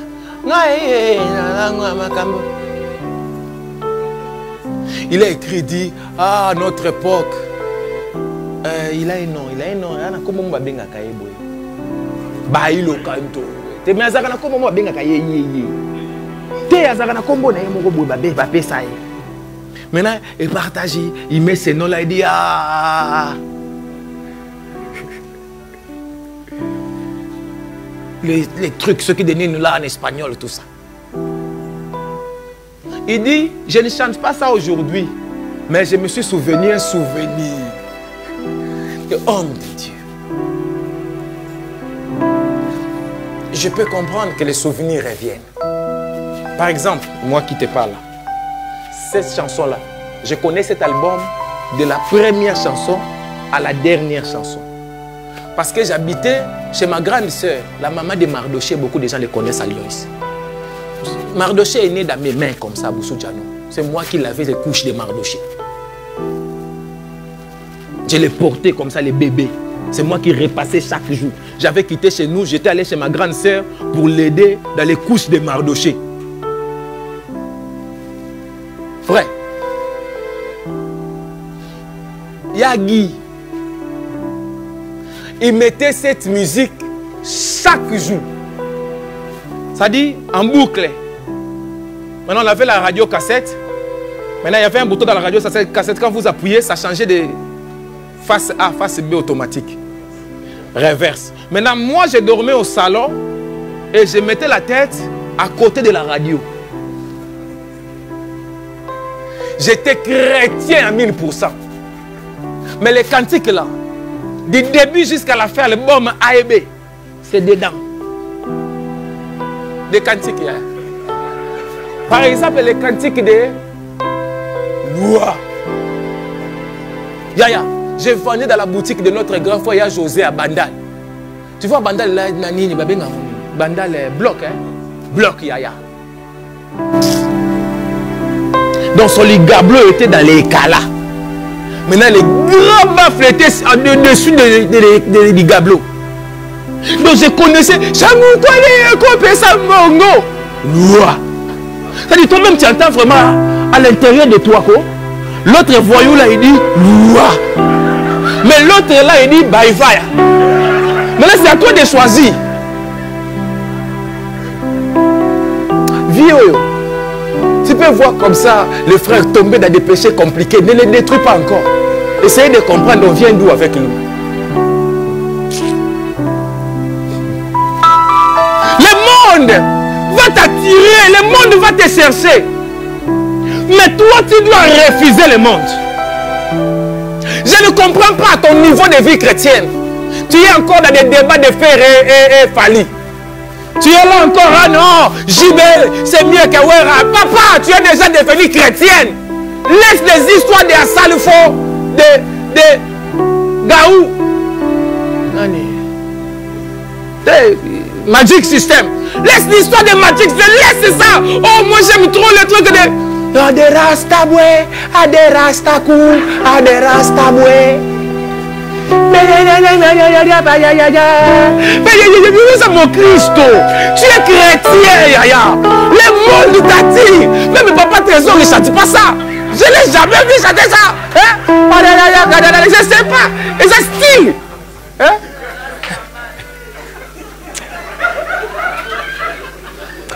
C'est ton jour, hein? Il a dit, ce qu'il a me dit, je vais faire les cheveux comme papa Trésor dans les lits.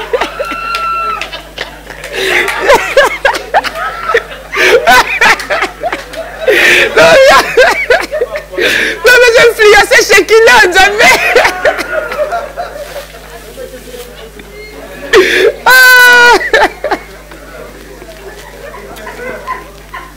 Ça va vous manquer ça. Un mois l'émission Royoka.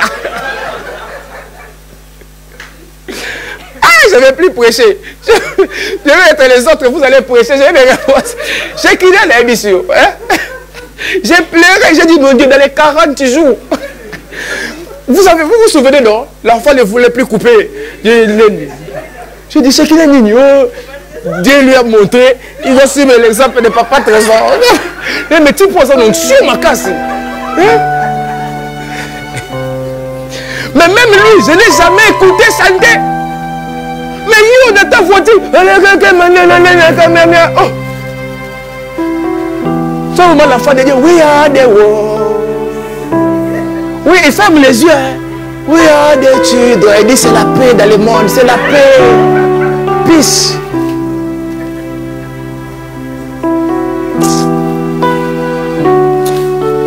Je crie à toi, Seigneur. Le monde n'est pas bon, Yaya. Le monde n'est pas bon. Donne ta vie à Jésus. Laisse le monde. Un enfant de Dieu n'est pas alcoolique. Un enfant de Dieu n'est pas dans des histoires du monde. Le monde ne doit pas t'attirer.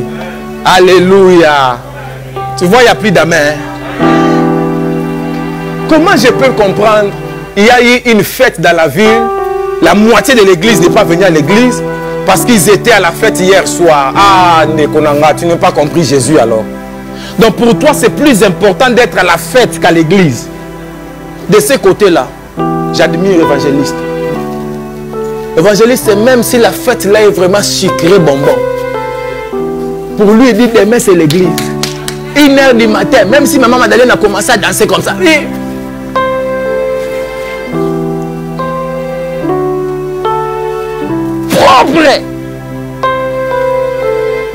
Tu vas voir même des pasteurs jusqu'à 4h du matin, elle est encore dans la fête. Qu'est-ce que tu attends de nouveau dans la fête que tu n'as pas encore vu dans une fête?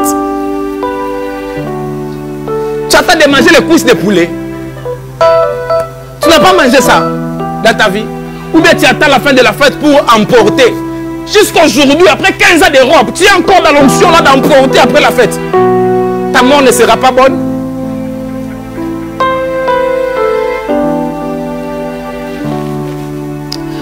Le monde. Il y a des gens qui sont dans le monde. Parfois on danse des louanges ici de Jésus. Hein. Mais quand les démons là du monde les prennent, tu vas voir quelqu'un qui danse pour Dieu. En ce moment-là, il a déjà laissé l'église. Il a déjà retourné le Tonya. Toi-même, vous croyez que je ne connais pas? Je suis là, je vous regarde. Moi-même, je vois ces maths de pas dedans. Je dis, pas yo. Si tu ajoutes seulement, c'est bon, on est dans notre camp.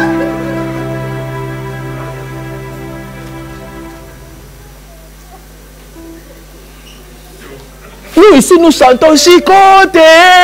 Lui, dans sa tête, il voit, il a déjà mis des gants.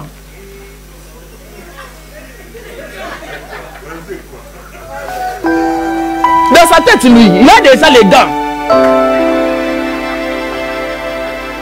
Il y a des choses qui nous sauvent ici. Peut-être que c'est la caméra. Hein. Nous avons des papas ici. Vous les voyez, des enfants de Dieu. Hein. Mais dans la maison, là, il faut des nez si compliqués. Toi, tu crois que je ne te vois pas?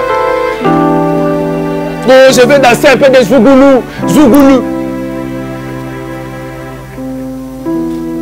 Oh, ça fait pas de mal. Un peu de samba, un peu de zumba. Même les Angolais, les propriétaires de zumba, Angelina Yeyo. Bisengoya mokili ye kotikala. Nzambe moto abatelaka moto. C'est cantique qui veut dire tous les plaisirs du monde vont rester. C'est Dieu qui protège, c'est Dieu qui sauve. Le monde nous attire, Yaya. Il faut fuir le monde.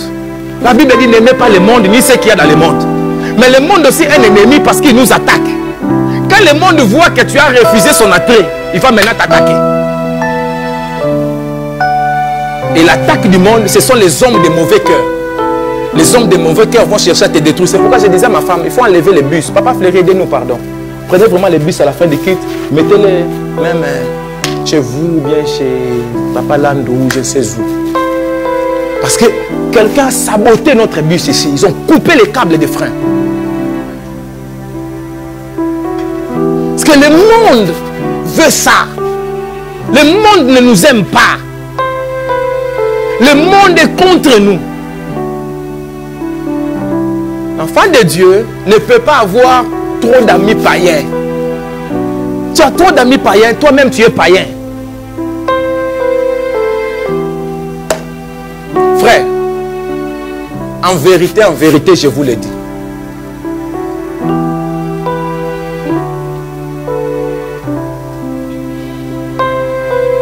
Ce n'est pas convenable pour un serviteur de Dieu de s'afficher avec des serviteurs de Satan ou des serviteurs du monde. Ce n'est pas convenable. Ce n'est pas convenable. Je peux rencontrer un musicien païen, nous prenons des photos. Si lui les partage, c'est différent. Mais si moi je les partage et j'en suis fier, je ne suis pas chrétien. Un vrai chrétien ne peut pas être fier de partager une photo qu'il a prise avec Michael Jackson. Bon, je prends un exemple, 50 Cent. Je suis fier, je dis, ah, moi j'étais à l'aéroport, à la gare avec 50 Cent. Chacun. Je partage avec vous. Je n'ai pas compris l'essence du christianisme. Lui peut partager, je ne peux pas lui interdire. C'est sa fierté, il a rencontré un roi, un prince de Dieu. C'est différent. Mais moi, je suis un sacrificateur du sacerdoce de Melchisédek. Je suis un représentant de Dieu. Je suis l'image de Dieu. Le travail que lui fait, Dieu le désapprouve. Moi, je ne peux pas l'approuver. Je ne peux pas. Disons les choses. Un musicien païen ne peut pas perdre son papa ou sa maman. Moi, je vais dans son deuil et je m'affiche. Non. C'est contre l'éthique. Ses amis musiciens païens vont le soutenir. Moi, je vais le soutenir en privé ou je vais l'appeler. Et je vais lui dire, je ne sais pas trop venir et m'afficher. Soit couper les caméras quand je viens. Je reste un homme de Dieu. Le caractère sacré de l'homme de Dieu doit exister. Vous, mes musiciens, vous ne pouvez pas faire des albums. Vous prenez un guitariste païen. Oh non, lui va jouer les partitions. Ça n'existe pas les dos chrétiens et les ré chrétiens. Tu n'as pas compris le christianisme. De la même façon, ça n'existe pas les mots chrétiens. Mais nous utilisons la Bible et nous disons la parole de Dieu. Mais ils utilisent les mêmes mots de l'alphabet de tout le monde. Vous ne pouvez pas prendre des musiciens païens pour chanter dans votre album. Dis non, il va faire seulement sa vocale. Ou bien des païens pour venir faire des démonstrations de danse ou de vous montrer comment danser l'album. Vous ne pouvez pas. Un chrétien, c'est un chrétien. Ça ne se mélange. Il faut répondre, ça devient lourd. Un chrétien est un chrétien, ça ne se mélange. Non, ça ne se mélange pas. Je ne pas l'essence des choses spirituelles. Il y a des DJ chrétiens, mais tu vas chercher les païens. Il y a des traiteurs chrétiens, mais tu vas chercher des traiteurs. Oh non, je m'en fous, moi, c'est celle qui fasse la cuisine. Mais non, tu es chrétien, tu es dans un camp.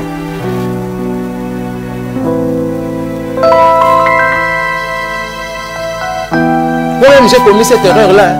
Dans mon mariage, j'ai laissé les gens chanter la musique païenne. Hein? Dans mon mariage. C'était devenu des disputes. Oh non, ils ne veulent pas chanter la musique. Pasteur, ils ne veulent pas chanter. J'ai dit, laissez-les seulement danser. J'ai commis une erreur. Je ne devais pas. Je devais dire, je suis pasteur. Mon mariage doit rester chrétien. Hein?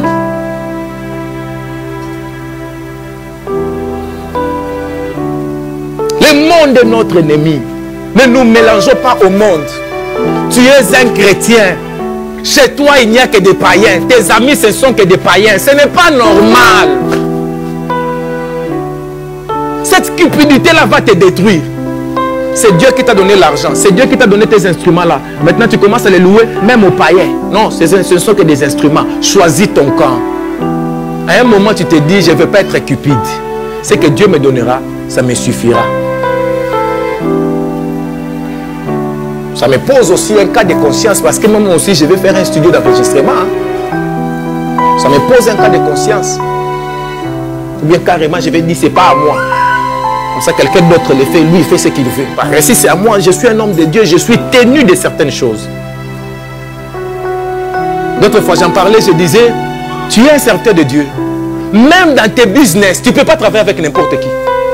Ce n'est pas seulement parce qu'il est capable, il a des aptitudes, mais sa moralité compte.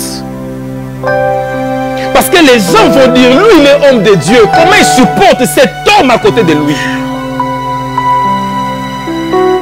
Moi, il n'y a plus d'amen.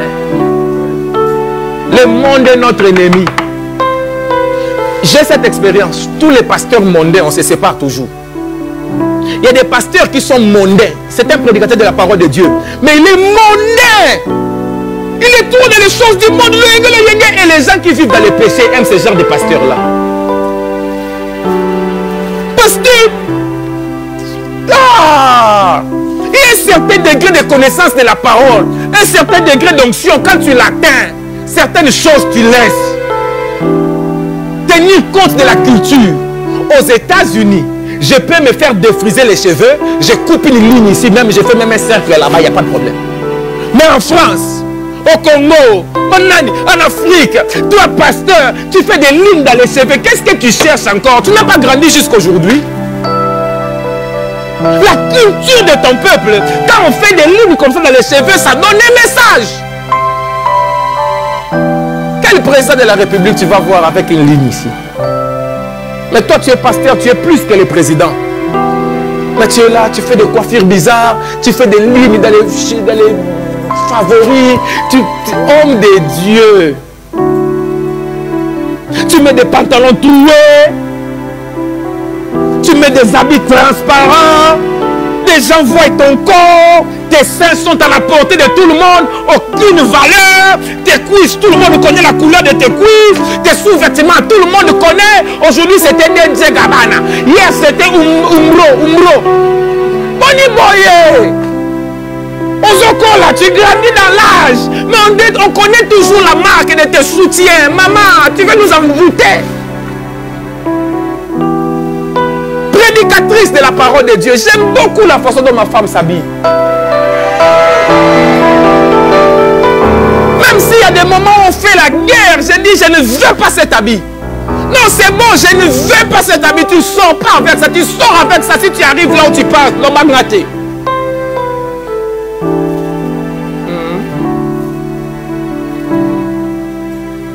Et j'aime beaucoup sa façon de vivre. Parce que si je refuse, même si elle voulait, elle laisse. Il y a certaines femmes, l'homme ne peut pas lui faire du bien dans la vie. Parce que si l'homme ne veut pas, elle, si elle veut, ça sera comme ça. Le monde nous attire. Mais il faut savoir choisir le camp de Dieu. Le monde est notre ennemi. Il n'y a plus d'amen. Il faut faire attention. Vous savez, parfois il y a des gens qui sont mondains comment? Ils veulent tout le temps de sortir. Alors on va faire un tour avec mes potes. Alors on va se faire une glace. On va se faire un petit resto entre filles. Alors on va se faire une petite sortie décolletée. Tout mondain, dans toutes les soirées de la ville, son visage ne rate pas. Et profite de toutes les occasions pour faire une soirée. Et dans ces soirées-là, il n'y a que des païens. Dans ton anniversaire, on peut compter le nombre de chrétiens avec les doigts, mais le nombre de païens, on ne peut pas compter, ils sont trop nombreux.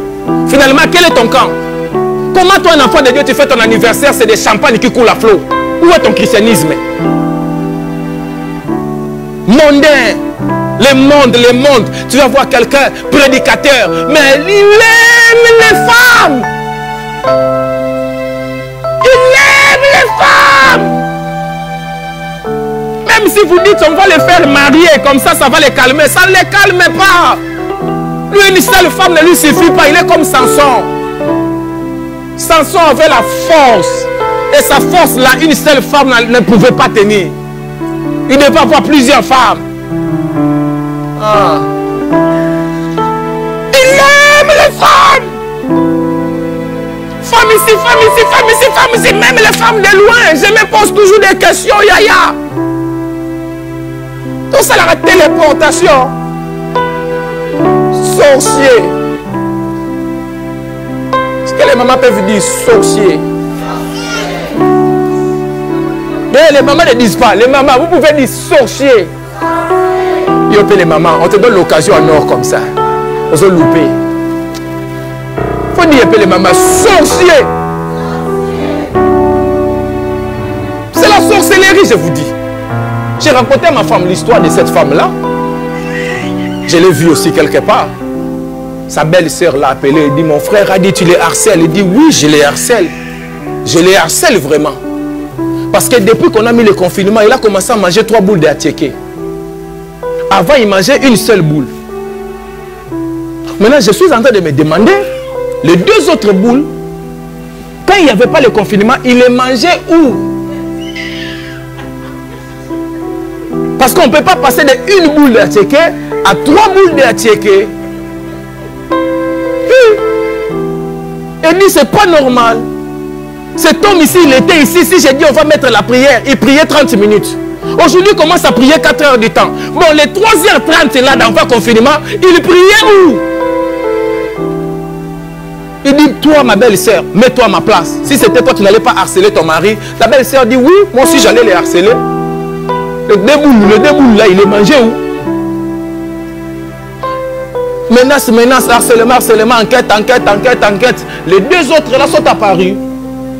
Les 2 maisons où il mangeait, une boule aussi là-bas, une boule aussi là-bas. Maintenant, dans le confinement, il ne peut pas sortir. Du coup, il doit manger les 3 boules à la maison. La femme dit, ça pèse, c'est trop chiche, ça me fait des dépenses, c'est trop cher. Il a appelé les autres, il a dit, vous, envoyez l'argent d'une boule qu'il mangeait chez vous. Il lui a fait les papiers de dérogation. Il dit, va manger une boule là-bas. Tu ne vas pas me tuer, je suis l'enfant de l'autre. En plus, ces boules là, c'est qu'elle les cuisine pas lui-même. Il s'assoit, il les attend. Là, au 2e boule, 3e boule, il est belle. En plus, il ne prend pas du poids.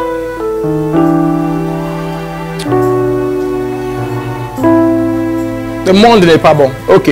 2e ennemi, la chair. La chair, c'est l'ennemi intime. La chair, c'est cette chose-là qui est en toi, qui te pousse au mal.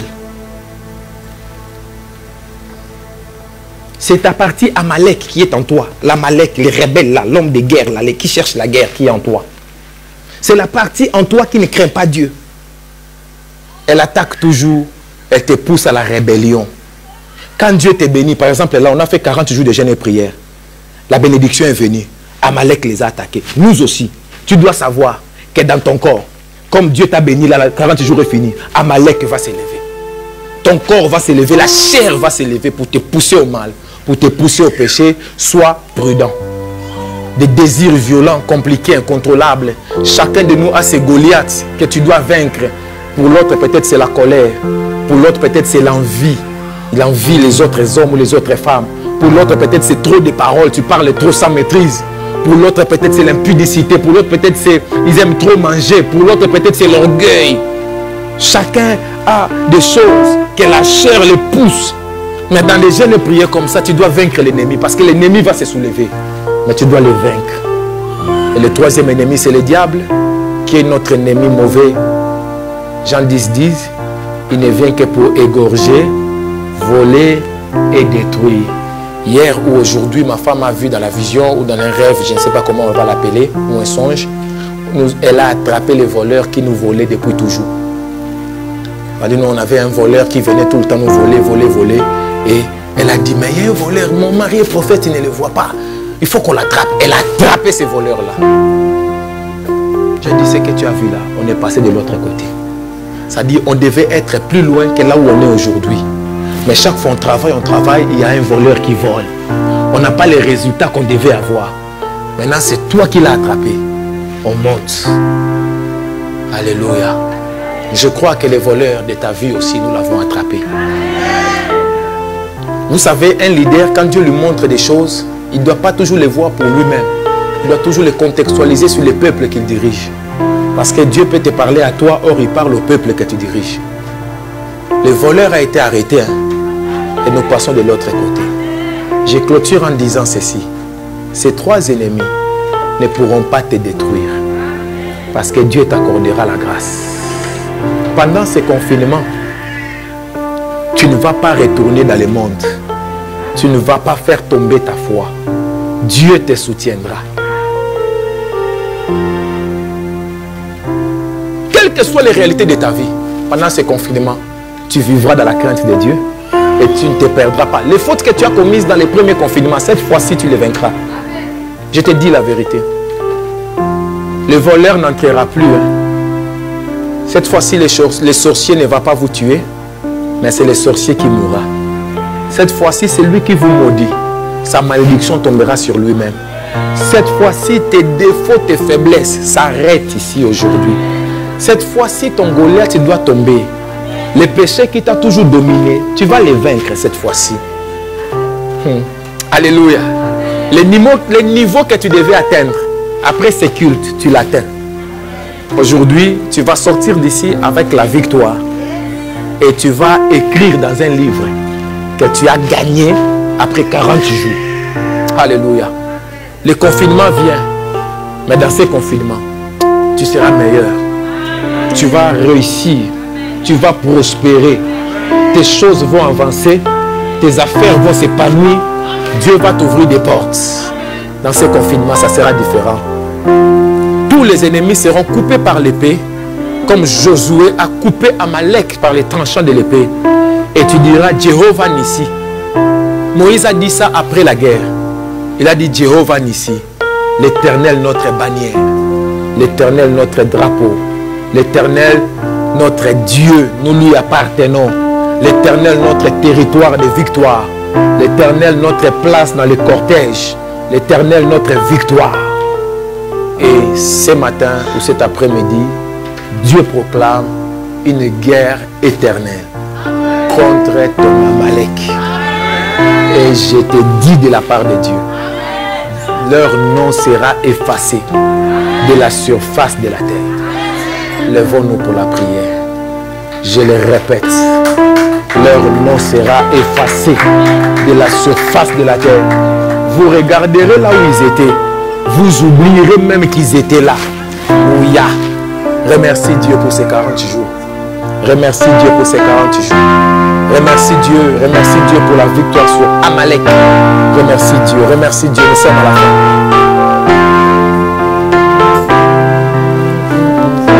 Remercie Dieu.